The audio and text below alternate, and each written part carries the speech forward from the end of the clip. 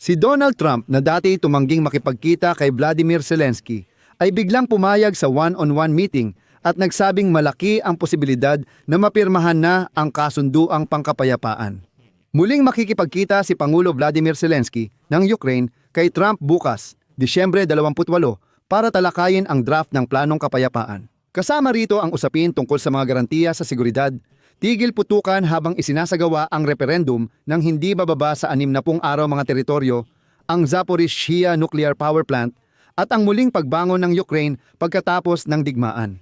Iminumungkahi kong pagsamahin sa episode na ito ang lahat ng impormasyon tungkol sa agenda at mga inaasahan mula sa pagpupulong nina Zelensky at Trump. Ano ang mga lihim na panganib sa negosasyon? Ano ang posibleng ikagulat ng mga Ukraino? At paano hinaharang ng mga Ruso ang proseso ng kapayapaan? Ako si Alexi Pechi. Talakayin natin ang paksang ito ng sabay-sabay. Pero bago tayo magsimula, hinihiling ko sa inyo na mag-subscribe sa channel na ito, mag-like at mag-iwan ng kahit anong komento sa episode na ito. Malaking tulong ito sa pag-share ng video sa YouTube, kaya't salamat. Mag-subscribe din sa Telegram channel kong Pechi News. Nasa description ang link. Doon namin inilalathala ang mga balitang agad naming natatanggap. Bukas, Disyembre 28, magtatagpo na sina Pangulong Volodymyr Zelensky ng Ukraine at Donald Trump. Kamakailan, ipinakita ni Zelensky ang detalye ng kasunduang pangkapayapaan na pinagtulungan ng Kyiv at Washington. Ngunit hindi pa ito napagkakasunduan sa Moscow. Isa itong pampulitikang dokumento na may mga kalakip na naglalaman ng mga sanggunian sa tatlong panig na garantiya ng seguridad. Ito ay Ukraine, Estados Unidos, Europa, mga dalawang panig na garantiya ng seguridad mula sa Estados Unidos ng Amerika at isang roadmap para sa kaunlaran ng Ukraine. Dito, ang tinutukoy ay ang pagpapanumbalik at rekonstruksyon ng ating bansa pagkatapos ng digmaan.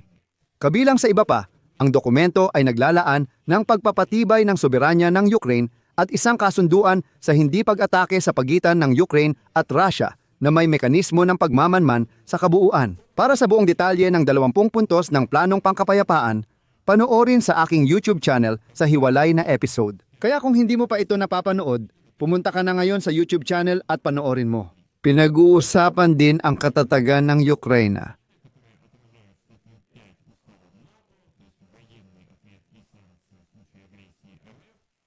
Europa, mga bilateral na garantiya mula sa Estados Unidos ng Amerika.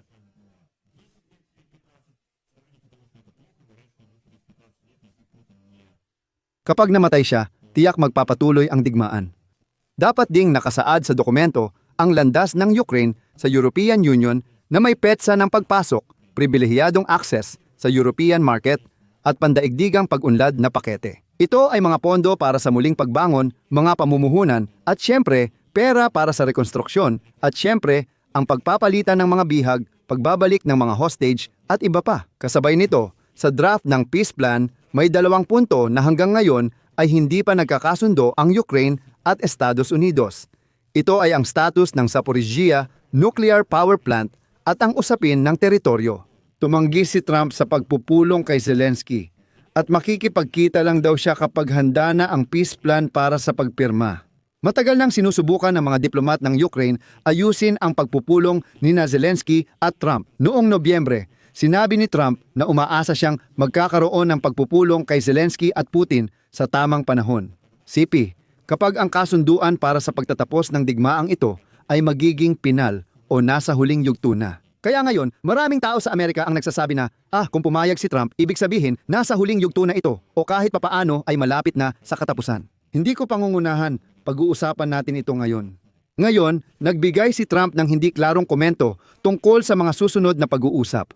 Marahil natuto siya mula sa dati niyang matitinding pahayag. Ayon kay Trump, wala si Zelensky ngayon hanggat hindi ko ito aprobado. Titingnan natin ang mangyayari sa kanya. Malamang, ang pagsang-ayon ng Estados Unidos sa pagpupulong ay nagpapakita ng kumpiyansa ng koponan ni Trump na makakamit ang nais na resulta sa malapit na hinaharap. Maaaring isipin na may impresyon si Trump na halos handa na ang kasunduan at maaari na siyang magsalita tungkol dito at makakuha ng ilang mga opsyon. Pero sa kabilang banda, ang pangalawang pagpupulong ay gaganapin sa Mar-a-Lago. Ibig sabihin, sa di-formal na tirahan ni Trump at hindi sa White House. Kaya nga, walang ganap na kasiguraduhan doon. Karapatang bumoto. Paulit-ulit nang sinabi ni Pangulong Zelensky na ang usapin tungkol sa teritoryo at, malinaw naman, ang Zaporizhzhia Nuclear Power Plant ay mas gusto niyang talakayin ng tuluyan sa isang personal na pag-uusap kay Trump. Kamakailan, sinabi ni Zelensky na umaasa siyang makakakuha ng mas kapaki-pakinabang na teritoryo mula kay Trump. Sa pagdaan ng panahon, dahil sa negosasyon ni Trump, naglapit ang posisyon ng Ukraine at Estados Unidos. Sa draft ng balangkas na dokumento, iminungkahi ang pagtatakda ng linya ng pagkakahiwalay sa petsa ng kasunduan sa mga rehiyon ng Donetsk, Luhansk, Zaporizhzhia at Kherson. Kung saan tayo nakatayo, doon din tayo mananatili. Kasama ang pag-atras ng mga tropang Ruso mula sa ibang mga rehiyon gaya ng Dnipropetrovsk, Mykolaiv, Sumy, at Kharkiv na mga lalawigan. Kasabay nito, pinag-uusapan din sa Donbas ang posibleng paglikha ng isang malayang sona ng ekonomiya. Ibig sabihin, hindi na hinihingi ng mga Amerikano sa Ukraine na iatras ang puwersa nila mula Donetsk at Luhansk. Si Vladimir Zelensky mismo ay nag-iingat na rin. Ngayong linggo, sinabi niya na kung mapag-uusapan sa kasunduang pangkapayapaan ang teritoryo, bukod sa prinsipyo ng pananatili, maaaring isailalim sa referendum ang buong dokumento. Ibig sabihin, hindi lang teritoryo kundi pati buong planong pangkapayapaan at kasunduan ay ilalagay sa referendum. Ngunit posible lang ito kung may buong kasunduan sa pagtatapos ng digmaan. Nasaad na ang lahat ng kondisyon para sa tunay na tigil putukan ng hindi bababa sa 60 araw at mga lehitimong kondisyon nito. At ito ay isang tusong hakbang. Ibig sabihin, walang pirmahan ng kasunduang pangkapayapaan kung walang referendum. At walang referendum kung walang 60 araw na tigil putukan. At ngayon, tingnan natin kung gaano kahanda ang mga Ruso para sa kapayapaan, tunay na kapayapaan, at hindi lang basta mga kwento. Kailangan muna ng tigil putukan, kasunod ang referendum, bago mapirmahan ang kasunduang pangkapayapaan. Bukod dito, kinukuha ni Zelensky ang isa pang alas sa mga Ruso. Ang kalbong diktador na si Putin ay sumisigaw ng malakas na si Zelensky ay hindi lehitimo, na hindi siya maaaring pumirma ng anumang kasunduang pangkapayapaan. At, sa totoo lang, ngayon sinasabi ng pamahalaang Ukranyano na, okay, hindi si Zelensky ang magpapasya, kundi ang sambayanang Ukranyano sa pamamagitan ng referendum. Ayan lang, tungkol sa Zaporizhzhia Nuclear Power Plant. Iminumungkahi ng Estados Unidos ang magkasanib na pamamahala ng planta ng Ukranya, Estados Unidos, at Rusya na tig 33% ang dibidendo habang nais ng Ukranya na sila at Estados Unidos lang ang magkasosyo sa operasyon, hati sa 50-50, kasama ang sapilitang demilitarisasyon ng Zaporizhzhia Nuclear Power Plant, Enerhodar at Kakhovka Hydroelectric Power Plant. Iminumungkahi ng Rusya na ang Zaporizhzhia Nuclear Power Plant ay kontrolin lang ng Rusya at Estados Unidos, walang parte ang Ukranya. Pagdating sa pangkalahatang katangian ng mga negosasyon, ang posisyon ng Kremlin ngayon ay mukhang napakalabo at, alam mo, parang medyo nalilito sila sa Kremlin. Paalala, noong ika-20 ng Disyembre hanggang ika-21 ng Disyembre, nag-meeting sina Vitkov at Kushner, espesyal na sugo ng United States President, kay Putin emisary Kirill Dmitriev sa Miami. Pagkatapos ng pagpupulong, tumanggi si Kremlin spokesperson Dmitry Peskov na ilahad ang nilalaman ng mga dokumentong dinala raw ni Dmitriev mula Estados Unidos. Magbibigay ako ng sipi. Patuloy naming pinaniniwalaan, kabilang nasa yugtong ito, na hindi talaga nararapat na magkaroon ng anumang komunikasyon sa pamamagitan ng mass media. Kaya hindi namin sasabihin kung ano mismo ang dinala ni Dmitriev at lalong hindi namin ito pag-uusapan sa pamamagitan ng media. Alam nyo, pwede namang magpatawa tungkol sa mga Ruso dito. Kasi ang tagapagsalita ng kanilang presidente ay nagsasabing, pakinggan nyo, kayong mga Ruso, sino ba talaga kayo para kausapin kayo sa pamamagitan ng media? Para sabihin sa inyo kung ano ang ginagawa ng gobyerno. Oo, hindi kayo karapat-dapat dito. Pero kung seryoso tayo, kailangan nating tingnan kung ano ang sinabi ng kagawaran ng ugnayang panlabas ng Russia. Dahil nagsimula na silang magsabi na parang hindi tama ang planong pangkapayapaan ni Zelensky at kung ano-ano pa. Sabi ni Peskov, muling makikipag-ugnayan ang Moscow sa Estados Unidos gamit ang kasalukuyang mga channel sa lalong madaling panahon. Ang posisyon ng Russia tungkol sa pag-aayos ay ihahayag base sa impormasyong makukuha mula kay Dmitriev. Pagkatapos nito, sinabi ni Sergei Ryabkov, ang Deputy Minister ng Ugnayang Panlabas ng Russia, na ang planong inilathala ni Zelensky ay lubhang naiiba sa bersyon na pinag-uusapan ng mga kinatawan ng Russia at Estados Unidos, ibig sabihin ang bersyon na dinala ni Dmitriev. Pero ito mismo ang dokumentong nabuo noong ika-20 ng Disyembre hanggang ika-21 ng Disyembre sa Miami. Paalala ko lang, ganito ang naging proseso ng negosasyon. Una, nagkaroon ng pagpupulong sina Vitkov at Kushner kasama ang delegasyon ng Ukraine. Pagkatapos ay 2 araw silang nag-usap kay Dmitriev. Pagkatapos ay muling nagkita kay Umerov na kinatawan ng Ukraine. Pagkatapos ay dinala ni Umerov ang nabuo nilang dokumento kay Zelensky at inilathala ito ni Zelensky. Pero sabi ni Ryabkov, hindi raw iyon ang tamang dokumento. Hindi raw iyon ang tamang dokumento. At sa kabuuan, napakakaiba na ang mga Ruso ay nagrereklamo na hindi raw ang tamang peace plan ang inilahad ni Zelensky, pero sila mismo ang iginigiit na huwag pag-usapan ng publiko ang kahit ano. Pakinggan ninyo, kung hindi raw ang tamang peace plan ang ipinakita ni Zelensky at may ibang dinala si Dmitriev mula Miami papuntang Moscow, bakit hindi na lang ipakita ng Moscow sa buong mundo kung ano talaga ang sinasabi nilang ibang dokumento?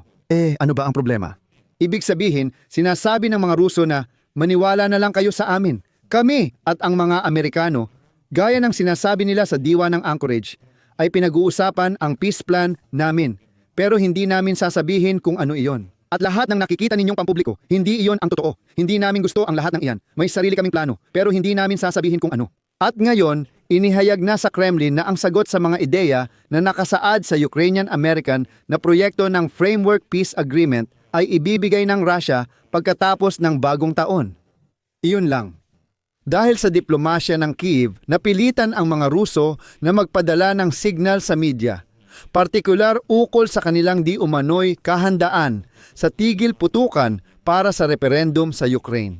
Ayon sa Bloomberg, itinuturing ng Moscow ang 20-point peace plan ng Ukraine at Estados Unidos bilang panimulang usapan para sa mga susunod na negosasyon. Ngunit malinaw na maraming kagustuhan ng mga agresor ang hindi natutugunan ng plano sa kasalukuyang anyo nito. Ngunit hindi rin ito kayang talikuran ng mga Ruso. Patuloy na nagkukunwaring interesado ang Russia sa usapang pangkapayapaan para maiwasan ang paratang ng Estados Unidos na sila ang sumira sa negosasyon. Dito pumapasok ang mahalagang punto, hindi agad tumatanggi ang Russia sa bukas na negosasyon. Sa tingin ko, walang magiging pampublikong senyales ng pagkompromiso mula sa panig ng Russia. Hindi ito tugma sa kanilang paraan at hindi rin ito maiintindihan ng karaniwang Rusong Sibanya na walang kamay at paa. Si Putin ay parang siga, parang batang kalye ayon sa kanilang panuntunan. Lalabas siya at sasabihin, "Pakinggan nyo, nandoon kami." Oo, sinabi ko na magiging brutal din, pero nagkasundo tayo kahit hindi ayon sa panuntunan nila. Kaya syempre, walang magsasabi ng kahit ano sa publiko tungkol sa mga tao sa Russia, kaya palagi nilang itataas ang mga pusta sa publiko. Ayan ang kanilang lohika na laging ganyan. Kaya, huwag kayong mawalan ng pag-asa kahit marinig niyong tinanggihan ni Ryabkov ang planong pangkapayapaan. Gayunpaman, sa ganitong sitwasyon, tumataas pa rin ang panganib ng mas matinding presyon kay Zelensky at Ukraine. Laging sinusubukan ng mga Ruso na maunang bulungan si Trump bago magkita sila ni Zelensky para hadlangan ang kanilang pagpupulong. Ngunit ngayon, nagawa ng Europa na hindi iwan si Zelensky na mag-isa kay Trump. At dito, magbibigay ako ng sipi mula kay Zelensky. Sa pinakamababa, kami ay makikonekta online at makikipag-ugnayan ang aming mga European na kasosyo kapag pinag-uusapan natin ang buong proseso. Walang duda, kailangan nating makahanap ng isang format sa lalong madaling panahon kung saan hindi lang Ukraine-America ang naroroon, kundi pati na rin ang Europa ay magiging kinatawan. At noong mga nakaraang pag-uusap ni Zelensky at Trump, paalala ko lang, ang mga Europeo talaga ang medyo nagpapababa ng tensyon. Pero personal kong hindi inaasahan na pagkatapos ng pagpupulong ni Zelensky at Trump ay makakakita tayo ng pinal na planong pangkapayapaan na handa ng pirmahan. Hindi makausad ang Ukraine at Estados Unidos sa mga usaping bilateral. Oo, magkakaroon ng pagtatangkang tapusin ang kasunduan ngayon, pero hindi ako sigurado kung magiging matagumpay ito. Kahit magkaintindihan sina Kyiv at Washington sa kontrobersyal na issue, hindi pa rin nito malulutas lahat. Ang pangunahing sagabal sa kapayapaan ay ang matinding pagtanggi ng Rusya na tapusin ang digmaan. Dito, gumawa ang Ukraina ng matalinong hakbang para mailagay sa masamang liwanag ang mga Ruso. Tingnan ninyo, ang Rusya mismo ang nagsalita. Sinabi ni Peskov na ang mga negosasyon ay dapat manatiling lihim. Walang sino man ang magtatalakay nito ng hayagan, lalo na sa mga hindi kilalang mga Ruso. Ano ginagawa ni Zelensky? Sinisikap ni Zelensky na gawing pampubliko ang kanyang magiging pagpupulong kay Trump bukas. May mga kamera, mga mamamahayag, mga tanong at may briefing at iba pa. Sa huli, buong mundo ay hayagang makikita kung sino ang talagang nagnanais ng kapayapaan at kung sino ang gumagawa ng mga lihim na laro. Dito ako maglalagay ng tutuldok. Ilagay ang opinyon at konklusyon sa comments. Mag-subscribe, pindutin ang kampanilya at huwag kalimutan mag-like.